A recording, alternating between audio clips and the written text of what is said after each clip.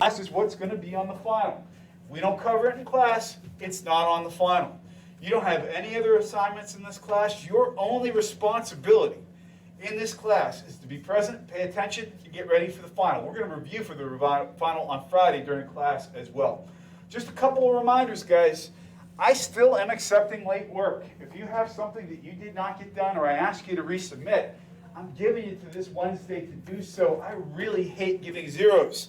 So if there's something you owe me, get it to me by this Wednesday, including your handshake profile. That's 10 easy points. And again, the final exam is on Monday, 8 a.m. to 10 a.m. You won't need the whole period to do it. I'm going to be here in this room. If you're not going to be here with me, if you're traveling or have reason to leave campus or cannot be here, let me know so I know where you are. I'm going to be setting up a Zoom call. If you are not here in this class, you need to be on Zoom with your camera on to take the test. All right, guys, let's dive into a little bit of review today, and we're going to be reviewing Chapter 8. Let's see what you remember. Blank is the process of hiring, developing, motivating, and evaluating employees to achieve organizational goals. Is that management, human resource management, middle management, or C-suite management? Which is it? The hint is it was the name of the chapter we just covered. That was 2 chapters ago. Good guess, though. It is human resource management all day long. True or false, guys? Modern HR should be tied to company strategy. What do you think, guys? It is true. And why is that? Because you got to know what your company wants to accomplish before you can hire and develop the right people to do the job. All right, blank equals studying the tasks required to do a job well. I'll give you a hint. I use Subway as an example. Is it job description, job analysis, job specifications, or job placement? If you're studying the task, what are you doing? Job analysis. You better believe it. Job analysis, and the best example I can possibly think of comes down to Subway. All right, guys, who is the popular stereotype for HR? We're talking about a very popular TV show. Who am I talking about? I'm talking about Toby Flenderson. By the way, do you guys know that this guy's actually one of the writers on the show? He actually writes himself into being the butt of his own jokes. That's a guy who has a good sense of self-esteem. Love Toby. All right, guys, if we talk about KSAs, this one's going out to the remote crowd today. Let's see if you guys get it. Guys, KSAs, what does that stand for? Any guesses? What's a KSA? I'll give you the first one. It's knowledge. So what's the SA stand for?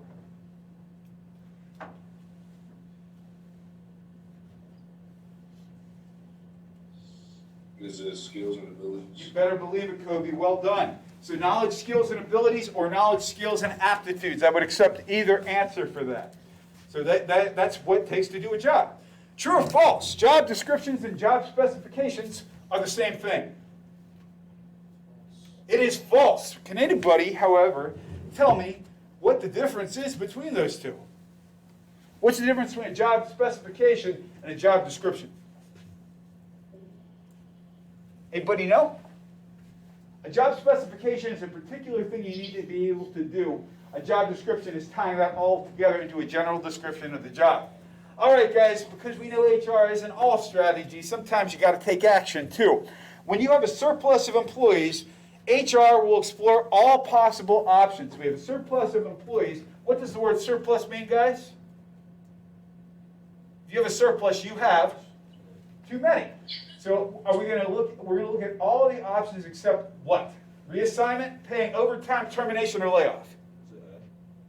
I'm sorry? Is it reassignment? You actually could look at reassignment. You can move people around. So that's not it. Which is the one you probably would not be doing if you had too many people? You wouldn't be paying overtime because you don't have enough work. Exactly right. So pay overtime is the answer for that question.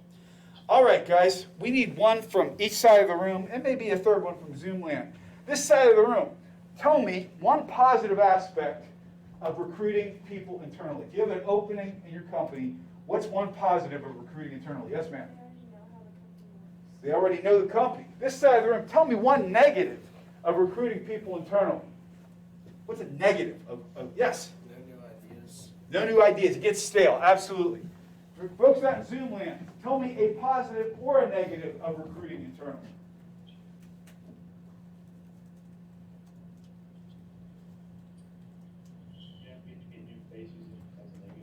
No new faces, no new ideas. It gets stale. Absolutely correct. Good job, guys. And that's an example. If I do any fill in the blank, that's the level of question I would be doing. True or false, guys? The unemployment rate and the labor force participation rate are the same thing. Is that true or false? That is false. It's as dumb as the day is long. It is false. But who here can tell me what the difference is? What is the difference? Yes? Isn't the unemployment rate for people that are trying to get a job, they don't have, in the labor forces, the people that have a job, and also the people that are looking for a job as well? You nailed the first half. You were so close. The difference between the unemployment rate and the labor force participation rate. Keep this in your brain. The unemployment rate, if you're actively trying to get a job and you cannot, that's the unemployment rate. So let's say out of everybody who's trying to get a job, 10% of them can't get a job. That's the unemployment rate. The labor force participation rate is the total population of the country. What total percentage of the population is involved in the labor force? And here's the deal.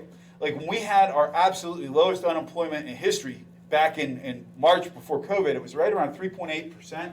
That means 3.8% of everybody who was trying to get a job couldn't get a job. That's pretty darn low. But you know what the labor force participation rate was? Right around 61%. So only a little over 60% of the population was trying to get work. So the unemployment rate does not tell the whole story. That's good news, though, however. If you're an employer and you're having a hard time hiring people, you got a whole range of people you can potentially recruit from. Here's a related question, guys.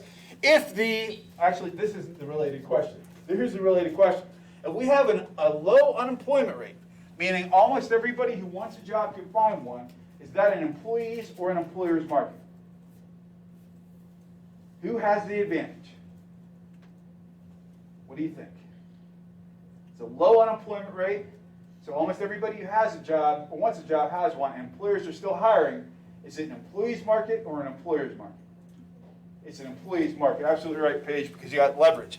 I'm hoping that you guys re-enter a market in a couple of years, or enter a market in a couple of years that is an employee's market so you can get top dollar for your skills. True or false? It's okay to ask for somebody to take a P test before you offer them a job. Absolutely correct. It is false. You have to give them a conditional offer of employment before you can ask them to pee in a cup. Orientation, job rotation, apprenticeships, and mentoring.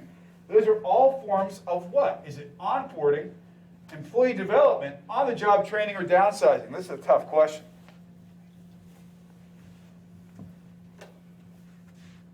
What do you think, guys? Is it B? B is a good guess. It is a good guess because technically you are growing people. The best answer is C. And here's the reason, the difference between, who here can tell me what's the difference between training and development? We talked very briefly about this last class. Let me give you an example. If, for example, I need to learn Excel better. Somebody can send me to a class to learn a specific skill. They can teach me how to be better at Excel. If they want to grow me into a better leader, that takes more time. They've got to develop me. So training is anything where you're giving somebody a specific skill. Development means you're growing them in the long term. With me so far, guys. Very good. All right. A manager meets with an employee to see if they're meeting company goals as well as their own. What's this process called? Is it performance appraisal, employee development, on-the-job training, or a disciplinary meeting? What do you think, guys?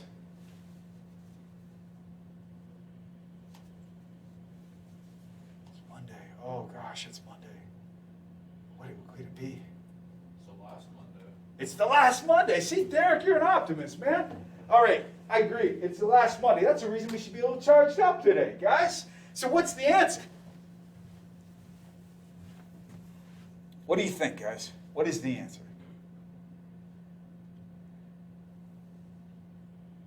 Please, please, guys, what is it? Performance appraisal. It's a performance appraisal. Guys, we got to get moving today. We got stuff to get through. We got this guy, Professor Tompkins, and he works a long week. He sure does. He's dedicated, but he doesn't get paid overtime. He earns what? Is it a wage, a flat rate, incentive plan, or salary? What does he get? He's working all these hours, not getting paid for it. He works for salary. He's exempt from the Fair Labor Standards Act. That's what he is. Benefits are considered what kind of pay? Is it direct, indirect, additional, or perk? We know they have a cash value, but they're not giving him money, so they're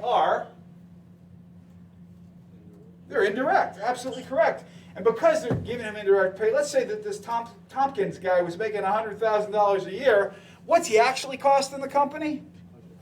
130. You got it. Absolutely. All right, when employees form or join a union, they're choosing to what? Are they choosing to bargain, directly bargain, or collectively negotiate or collectively bargain? What are they choosing to do? What is the actual term for this?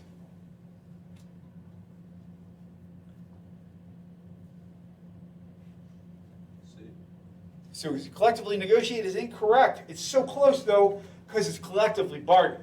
And here's the reason that's powerful. People have power in numbers. True or false? After an employee joins a union, the employer can no longer negotiate terms directly with them. Is that true or false?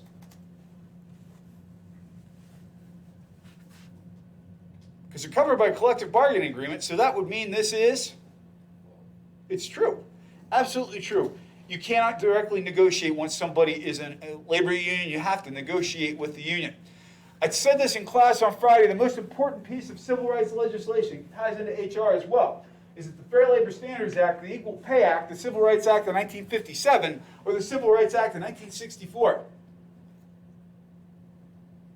The most significant piece of civil rights legislation ever. It is D. It's the Civil Rights Act of 1964. This act established the 40-hour work week and overtime. It's the Fair Labor Standards Act, the Equal Pay Act, or one of the Civil Rights Acts. Be a good guess. That was about gender equity. But it's not the Equal Pay Act. Which one is it? It is A, the Fair Labor Standards Act of the 1930s. Name one reason, guys, that more employees are seeking flexible schedules. I'll give you a hint. Yeah, single parents, people who want flexible schedules. Here's the other thing, too, guys. I'm a Gen Xer. The generation right before me, the baby boomers, they're still working. Some of their parents, who are now ancient, are still alive, and they've got kids. So they're taking care of two generations at once, so they like more flexible schedules, too. This all ties together, guys. All right, guys, well, that got us through the review, but we got to get some energy going in this room today. What can I do today to get you guys a little bit more motivated? Because we have to be here. We have to cover this material. I can't cancel class. I'm taking requests. I've done ridiculous things in years past. I've sung Christmas carols. I've done push-ups. I've done truth or dare. What is it that would get you guys a little in today? I'm taking requests. What can we do to make today a little more exciting? Any thoughts? Seriously, guys, it's all on the table. Every bit of it's on the table. What do you think? Oh, wait, what's that I heard? You say you want to make it a competition? I heard you loud and clear. What this means is every couple slides, guys, I'm going to be asking a question. And here's what we're going to do. I apologize if some of you guys are out in cyberspace, but there's a little more people on this side of the room. So you guys are going to be one team over here. You guys are going to be a team over here. And occasionally, I'm going to ask a random question, and we're going to see who gets the answers correct. Because here's what I'm about to do for you guys. What's the name of our team over here, by the way? The left side. The left side. Very creative. All right. And what is our team over here? The right side. The right side. Hey, that makes it easy for me, so long as I'm looking at the board. So if I'm looking at it this way, it's like that whole stage left thing. I can never keep it straight. Well, here's what we're going to do, guys. Whichever team, because I'm not made out of money, but I do try to be generous, whichever team wins today, I will personally buy a cup of coffee or a soda for everybody on that team at the cafe. Or, you said no coffee, no soda. What do you drink? Water. Water. Or a bottle of water, or a fruit beverage, or whatever. Whichever team wins this competition today, I'm on the hook to buy you guys all a drink later on, as much as I can legally buy any of you a drink. So will that help today? You feel a little competition? You feel a little pumped up? Feel like you want to kick somebody's ass a little today? I'm feeling it. We're going to make it happen. So randomly today, I'm going to be asking you some questions, the context of which will be all based on whatever comes to my mind at the time. So what we're going to be talking about today, guys, is what marketing is all about, how marketing has changed over the last 10 years, 20 years because of the internet. We're going to be talking about some of the basic forms of things like what are the five P's of marketing. We're going to be talking about what are the ways of positioning products. We're going to be talking about marketing environments, how products themselves have lifestyles, and the ways that pricing is changing, particular to the internet era. So let's get in for today, guys. Anytime you're trying to connect people with products or services they might want, we call it marketing. When we think about it, for example, when I say, okay, I'm going to put an image up into the sky for you guys, and that is the Nike swoosh. When you hear that image, or see that image rather, what words come to mind when you think of Nike? Yes? Just do it. Just do it. Their slogan is like perpetual. How about the product itself? How about Nike products themselves? What images come to mind? Shoes. Do you like Nikes, by the way? Yeah, so I like Nikes too. They're my favorite athletic shoes. I think quality. I think well made. I think durability. And that means that they have successfully positioned that brand in my brain. All right, here's our first trivia question today, guys. The first trivia question today is going to the left side. We'll see how well you guys know your Nike. What was the name of Nike's first major shoe? And I'll give you a hint. It was made in somebody's house. The first shoes that came out of Nike were running shoes. They were made out of somebody's house. Does anybody know what the name of that shoe was? Give you a hint. It's a food product. It was named after a food product. Any guesses? Team right side, do you want to try to steal this one? It was a food product, guys. We're going on 5, 4, 3, 2. Subway. Which one? Subway. Nope, it wasn't Subway. It was the Waffle Runner. And the reason it was called the Waffle Runner is the soles were actually made on a waffle iron. They literally were making soles of shoes on a waffle iron to press them to the desired spot. Okay, well, Team 1, you got the first try for this one. So Team 2, the next question is going to be, tell me, and I'm going to be going all over the place with this. Tell me one product, Team 2, that was recalled because of safety issues.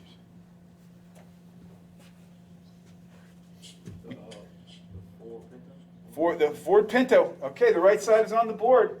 All right, so next time, because the right side is on the board, the left side is going to go again first. So basically, guys, marketing is all about exchange. We basically say there's going to be two parties, and we're giving something for something.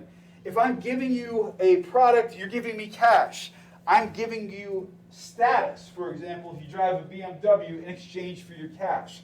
And marketing concept means basically that we try to know our customers better to be able to make products and ways of reaching our customers that will work for them. How is the internet making this change for us? Because we know so much about you as companies. We give up our information all the time. Guys, for example, even when you're not using St. Francis email, how many of you use a Gmail account for your primary email? Me too. Why do we get Gmail for free? Because we give them access to our browsing, we give them access to the way we do things, we give access to our personal information, and that has changed the entire marketing concept for the 21st century. So what do we have here, guys? First, we have customer value, and that means the ratio of what I'm spending versus what I'm getting. For example, somebody who buys a BMW is paying a lot more for that car than they're paying for a Ford or a Chevy. So they feel that they've got higher customer value because they're willing to give up more of their money for a product. They could buy a Chevy Impala for a fourth of the price of a BMW, but you're not getting a BMW. And customer satisfaction means I feel like my expectations for the product have been met. In the United States, actually this is a good question for the left side. Hopefully we can get you guys on the board with this one.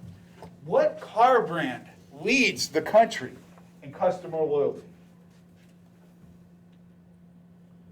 What car brand in the United States are people more loyal to than any other brand? Take a shot, guys. Volkswagen. Incorrect. Team 2, you want to try to steal? Ford. Subaru. Incorrect. The answer is Jeep.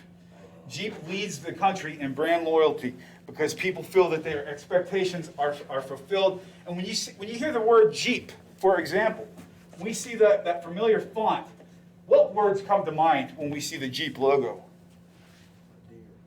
What's that? A deer comes around. I couldn't hear it in the mask. Deer, like a deer. A deer? Okay. I don't know why, but it just comes Yeah, well, it's outdoorsy, right? I mean, we have vehicles that can go anywhere. We feel invincible when we drive Jeeps. And they have a high amount of customer loyalty. Once they get you in a Jeep Compass as your starter, you'll probably be driving a Wrangler before it's all said and done. Guys, where we're at right now is in an era of relationship marketing. All right, here's what I'm going to say to you guys. By show of hands, and please participate. I'm giving 100%. Give me 50%. Guys, how many of you have ever had to complain about a product or service online? Raise your hand if you've ever had to complain about a product or service. Raise your hand if you ever got a response from the company. Could you tell me, Sean, about the response you got? I would just like, whenever I go to Chipotle, I would complain and say they made it wrong, so they'd send me free Chipotle cards. And they did, didn't they? Was it through social media or through their own? I would email them. Exactly right. But they built a relationship with you, didn't they? So you've been to Chipotle a few more times after that, I'm sure. And so that means we're building a relationship. Sheetz does it all the time. I love Sheetz because of the way they manage their customers. Guys, Sheetz knows me based on the fact that I use a loyalty card every time I go there. They can tell you, if you're really curious, they can probably tell you my favorite MTO. It's a turkey sandwich with hot pepper, cheese, and bacon with Italian dressing, by the way. Maybe jalapenos, maybe not. Depends how spicy I feel. But they know me, and that means they can more effectively market to me all the time. Here is the trick. If you lose a customer, it's worth giving a few free Chipotle burritos or burrito bowls. By the way, do you prefer the burrito or the burrito bowl? What's your favorite? The bowl. So what's your go-to? Like, what do you, if we're going to lunch there today, what would you get? Just chicken, rice, salsa, and all that stuff. What, do you go for the hot, medium, or mild? Mild. I go for sometimes a mix of the medium and the hot. I love it. Brown rice or white rice? Brown. Brown rice, very good for you. See, smart man. So, but a couple of Chipotle coupons are cheaper than having to earn a new customer. Write this down, guys. It takes 5 times as much to get a new customer as to keep an existing one happy. That's why we do this. All right, guys. Here's my next trivia question. Because the right side's on the board, I want to get the left side on the board here too. And we're talking about Chipotle. Who among you can tell me who Chipotle's original owner was? Yes, very good. And one of the dumbest decisions ever made, McDonald's sold off the part of their brand that was really doing good things for them in the early 2000s. But we're going to be getting into the 5 P's of marketing, guys, and they will all make sense. Trust me. Product, price, place, promotion, and people. We know we have a product. We have to have something to sell. We know we got to pick the price in which we're going to sell it. We know we got to sell it somewhere, if it's physical or if it's in person or if it's online. We know we have to let people know about the product. That's promotion. And then we get into people. Of all these things, guys, this is the tough one. People are hard. Technology is easy. Math is relatively easy. People are hard and complicated. So the product, anything that we're selling, is a product. In the 21st century, it does not have to be physical. It does not have to be something you can physically touch. It can be an idea. It can be a service. In fact, we're getting more and more into service all the time. When you think about it, guys, in the old days, yeah, we thought, well, I buy a cell phone, it's a phone, I'll make calls on it. When I think about the number of services, even me as a Gen Xer, the number of things I pay for on my phone, it blows my mind sometimes. I'm paying Google for backup. I'm paying Verizon for my service. I have a Chase app on here where I do my stock trades and my banking. And that's all tied to this. These are all services that are tied to a product. And all products have tangible and intangible aspects. My iPhone, my vintage iPhone 6, has a physical aspect. And in fact, when I drop it, it makes a noise. It's a physical piece of gear. But you know why I like this product so much? Because it's 4 years old and it still works. Every time I turn it on, it does what I need it to do. I've got the vision of quality from this product. That's how I feel about it. That's an intangible aspect. We got tangible and intangible aspect. The price you pay varies by the product. If I wanted a new iPhone 12 Pro, which I do, what would I be paying for that at this point in time? John, what's an iPhone 12 going to run me probably? $100. It's a lot. Keep going. Guys, if I was buying one of those brand new, I'm probably talking $1,200 to $1,400 if I buy it without a service contract. It's insane. It's a phone. That's what I'm going to pay for it.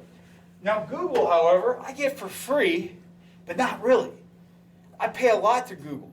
I give them a lot of information about me. That's a price too. That's something we're giving for what we're getting. If we are using social media, and by the way, just because I'm curious, how many of you would say that your primary social media is Snapchat? How about Instagram? All right. What else would you count as your primary social media? We got Snapchat, we got Instagram, Twitter, primary social media. Anybody else use a different one as their primary? I'm a Gen Xer. I use Facebook. We're giving up a lot of our information to these folks in exchange for product. Welcome to the 21st century. That's what it's all about. So placement, guys, who here has ever heard the term? I'll probably be getting too far into my personal bad habits here, but that's okay because it's Monday and I'm doing what it takes. We're doing what it takes today, aren't we? Yes. Who here has ever heard the term bottom shelf liquor? You know what it means? Terrible liquor. Exactly right. Here's why. If you are a connoisseur of finer bourbons and whiskeys, things that are small batched and distilled in places like Kentucky, they're on the top shelf. If you go to the cheaper whiskeys that are in things like plastic bottles, they're on the bottom. Is that a coincidence? It is not. Here's the reason. The thought is, if you can afford to pay for that small batch whiskey that's on the top shelf, you can afford it. And that company has paid for the right to have their stuff represented at the top shelf. Here's what happens, guys. If I'm having to go for the bottom shelf for the Canadian Club in the plastic bottle, instead of looking up here and looking at the whiskey bottle, I've got to bend over to get it. I know that seems minor, but it is establishing the placement of the brand. And so bottom shelf, you get the cheap stuff down there. Top shelf goes on the top. How many of you, as kids, loved breakfast cereal? Oh, I did too, man. I could eat like 6 bowls of it. How many of your parents ever bought the generic cereals that were almost like the real cereals, but they instead of like Fruity Pebbles, it was like Fruity Dino Bites, or Fruitangios instead of were they Fruit Loops? How many of you been in that movie? We all been there. Those big bags of Malto-Meal stuff, they're on the bottom shelf. The Kellogg's, it's in the top shelf. Again, that's the difference in placement, guys. We also refer to that as kind of product placement. Then we get into promotion. How are we promoting stuff, guys? And in fact, since we have reached another point for a trivia question here, I'm going to start off with team to my right. I still have to look up there to see who's on this. Guys, can anybody here tell me a major soda brand that chose to change their formula in the middle of the 80s and almost lost all their customers? Incorrect. So you get a chance to steal, guys. Who is it? Coca-Cola. It is Coca-Cola. But you answered for the wrong team, unfortunately. So nobody gets the point. That was actually for this side here. You guys were on this side. It was Coca-Cola. Nobody gets the point. That's okay. Coca-Cola actually changed their entire formula in the 1980s, and people practically protested over it. By the way, okay, we're going to ask another question. We're going to start off with you guys this time. What ingredient was in Coca-Cola in the early days that was somewhat illegal? Cocaine. Cocaine actually was in Coca-Cola back in the day, and they believed it to be good for you. What was it? For real. What was this? It was in the 1800s when Coca-Cola first came out. You bought it as a formula, had trace amounts of cocaine in it. It was amazing. When people drank it, they seemed to feel better, but it was not a permanent effect. But promotion means, for example, how are we getting customers to know about our product? It could be PR, it could be personal selling. Social media is the big one right now. And sometimes we start thinking of it as advertising. Promotion is all about the relationship again. Advertising is ads on television or banner ads on Facebook. Actually engaging with people or promoting your brand as though it was newsworthy, that's promotion. And then we get into people. So how do we use people? And by the way, there used to be 4 Ps. The people got added. So that's why there are 5 Ps right now. People are who does the work, who gets the word out about the company, who is setting the strategy. And guys, there's a reason why marketing firms and companies that are doing their own marketing want people your age. Why is that, guys? Why might they want people your age? I'm going to ask this side of the room. This is a question. Why would they want, and this counts the online guys too, why would they want people your age working in marketing in their companies? Yes? We know the current trends, like how to use the social media to get it out there, like popular. Exactly correct. Oh, we got a tie game here going on. That means that you guys are neck and neck. That's good, guys. Well, then we get into something we refer to as environmental data, and that means things that can affect the way we market products. Well, there's cultural and social forces, guys. That means certain products move well in places and don't move well in other places. For example, I'm going to have a hell of a time selling cheeseburgers in Israel. Why is that? Yes. Culture. You said kosher, didn't you? Kosher. You don't mix meat and dairy and people who practice traditional Jewish diet. So that's not going to work well. I'm going to have to market differently or maybe even come up with different products. But we have different cultures that buy in different ways. For example, if I was trying to appeal to an athletic subculture, I had better be emphasizing performance and durability in my Nike shoes. If I'm trying to sell to an older culture who's more interested in leisure wear, for example, if I'm Skechers, is Skechers selling to anybody who's a serious athlete? Absolutely not. That's why they're using Howie Long in their commercials talking about how great his shoes feel when he's sitting on his butt watching football. Because he doesn't play football anymore, he watches football. And that's the idea of a cultural or social force. That also ties into demographics, guys. That means, for example, we're going to market differently to people of a different age group. If we're marketing a car to somebody over the age of 70, what are some of the aspects we're going to market, guys? Yes? You better believe it. Safety, comfort, and we're basically making the Buick work for everybody. If we're selling a car to younger folks, we might be thinking about cost. We might be thinking about performance, for example. Then we have economic forces. Guys, actually, this is our next trivia question here. And since this team got the last answer correct, you guys are up next. You got the last one correct. They go 3 in a row before though. But the cocaine answer came from over here, right? She answered the one about The marketing. Oh yeah, okay, so it is back to you guys then. Thank you for that. We're keeping it honest, right? Yeah, Nick, someday too, you will be senile. You'll live long enough to be senile because you're healthy. I'm unfortunately not that healthy, but I'm still getting senile. So getting all the worst of it together. But let's continue, guys. What was I going to ask? I completely lost the question now. What were we talking about? Remind me. Economic forces, but there was some. Oh, here it is. No, this is about the economy. What is a product range that even when the economy gets bad, the sales actually increase? Alcohol is correct. You're like, Tommy's just talking about drinking all day today. What is going on with this guy? Drinking and cocaine. I'm taking this class to a new high today. You see what I did there, Nick? See what I did there, huh? That was great. How about that, huh? All right, then we get into technological forces. Guys, we have an entire market that didn't exist 15 years ago for smartphones. Think about the things we buy for our phones. We buy cases for them. We buy external chargers for them. We buy all kinds of accessories for them. And that market didn't exist 15 years ago. Then we get to politics and legal forces. When the law changes, we have to change our products as well. Okay, this is a question for this side of the room here. Who can tell me one way in which cars legally required are different now than they were 50 years ago in terms of something that's in a car that wasn't in a car 50 years ago, guys? Yes? Seatbelts are correct. Wish you had a new marker here, though. And then we get into competitive forces. What that means, guys, is we have more competitors, pricing changes, the other strategies change. And it could also mean we have competition internally and externally to our country as well. Makes a lot of sense, I do think, guys. All right, well, here we go. We've got the last 10 minutes of class to get through here, guys. The last 10 minutes. I believe you can do this. I feel that you can do it. I know that today, actually, you know what today is, guys? I don't know. Do you know what today is? Do you know what today is? Today is the first day of the rest of your life. It's happening right here. You're going to remember where you were sitting the day that Tonkin started talking about cocaine and liquor in class and making it make sense in the world of business. You're going to remember this day. You're going to mark it on your calendar and say, wow, I remember that day. That was a good day. Today is the first day of the rest of your life, guys, so let's think about that. We start thinking about target market. Here's a question for you guys. This is not a trivia question, but a question in general.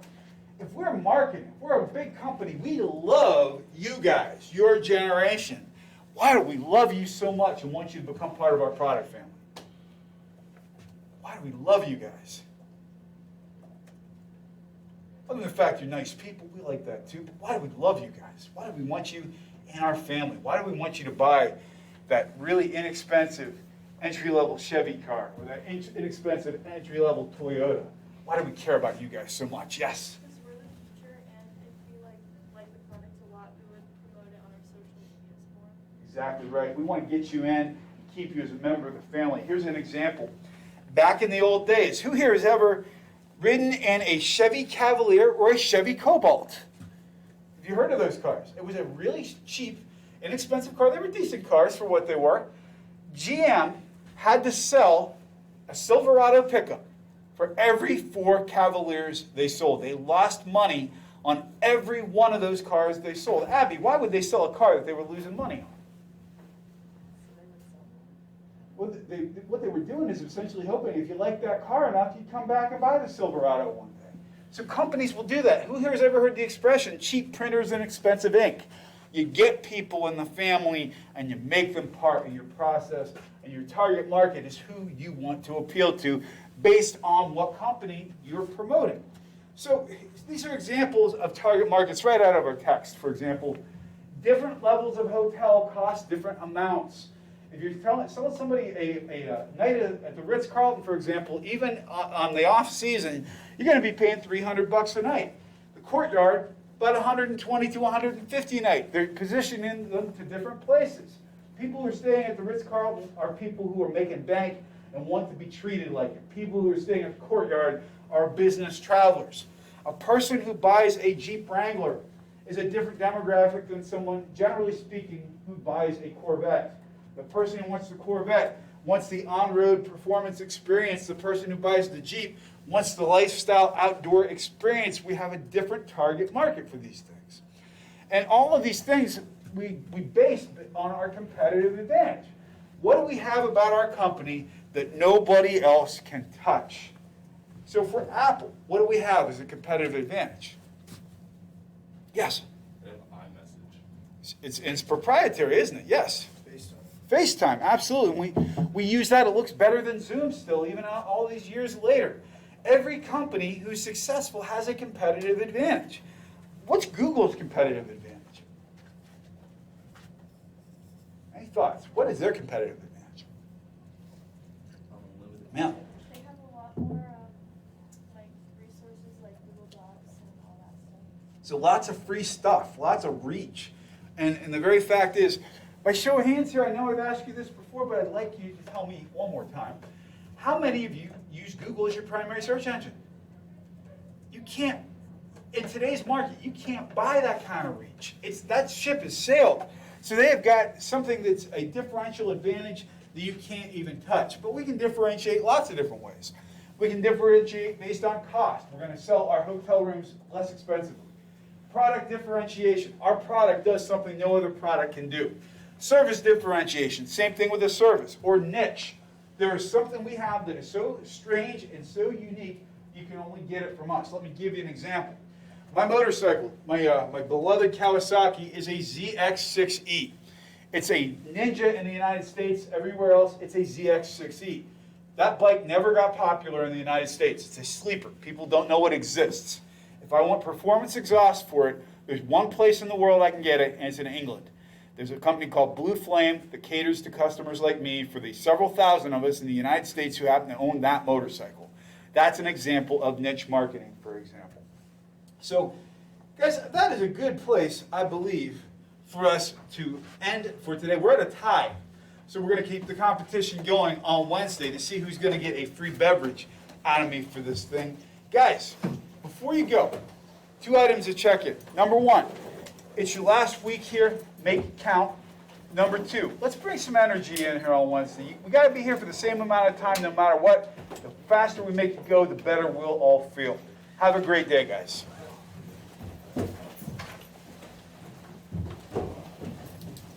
Mr. Todman? Yes, sir.